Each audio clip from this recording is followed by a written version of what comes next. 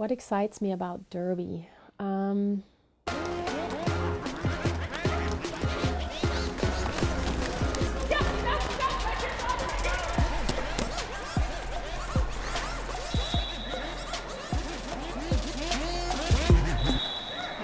Nobody asks dads if they have a hard time balancing their sport life and their family life.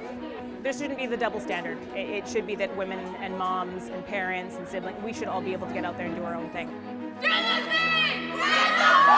It's really important for me to be out here and get that time away from my family and make sure that I'm more than just mom and more than just a teacher.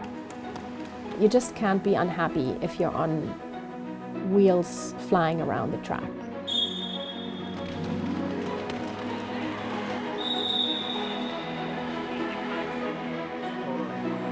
I'm terribly ambitious.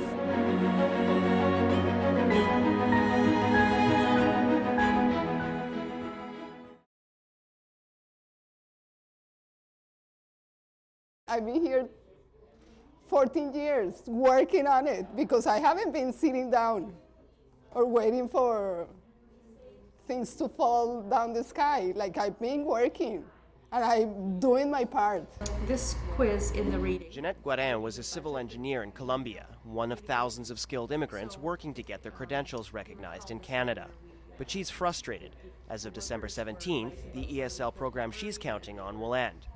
She and thousands of adult students losing their language training as the federal government pulls out of BC colleges, the province so far unwilling to fill the gap. Jeanette says she can't understand why. They want you to be professional. They want you to have a certain level of English.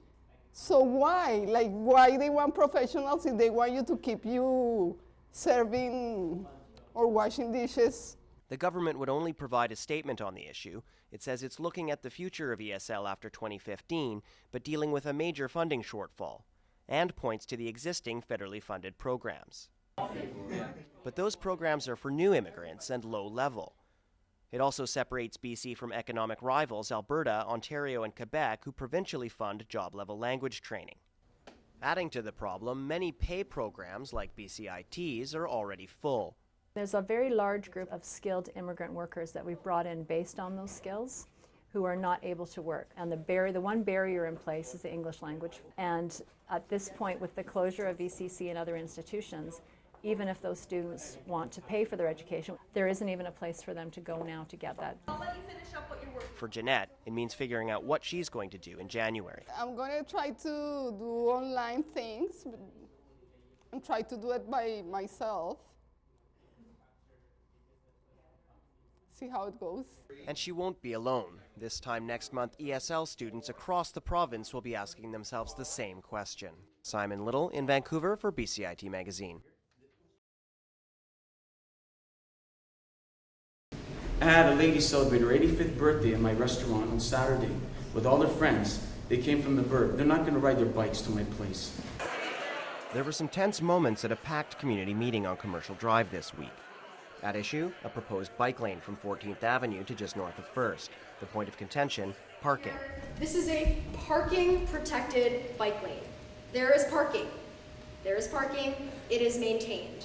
About 80% of it, to be specific, used to shelter cyclists. A safety feature backers say is badly needed. So a situation where you have parked cars on a commercial street with no provisions for people riding bicycles. So what that often results in on the street is really close encounters and often actual accidents.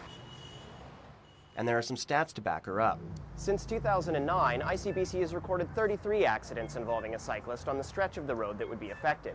8 of them right here at First and Commercial, one of the city's busiest intersections. But the local Merchants Association has come out strongly against the idea, and some owners aren't convinced parking will be retained. On Hornby Street, business has decreased, and on Powell Street, there where they put the separated bike lane, business has decreased. We don't want any disruption, especially losing parking, which are already lost, and we need customers to be able to come here freely from all over the Lower Mainland. But Fiorito says the plan has plenty of support, and making the streets safer will draw shoppers. We've had many conversations with business owners who really want to see these changes. They feel that it will make their business more accessible to their customers. For now, the group is trying to get the idea in the city's neighborhood plan. That's at least a year away, meaning it's early yet in this battle of the bike lane. Simon Little in Vancouver for BCIT Magazine. The team behind the UAV is currently reaching out to other schools on campus looking for new applications. With growing interest in the devices, it's a safe bet we'll be seeing it flying overhead a lot more soon. In Burnaby for The Link, I'm Simon Little.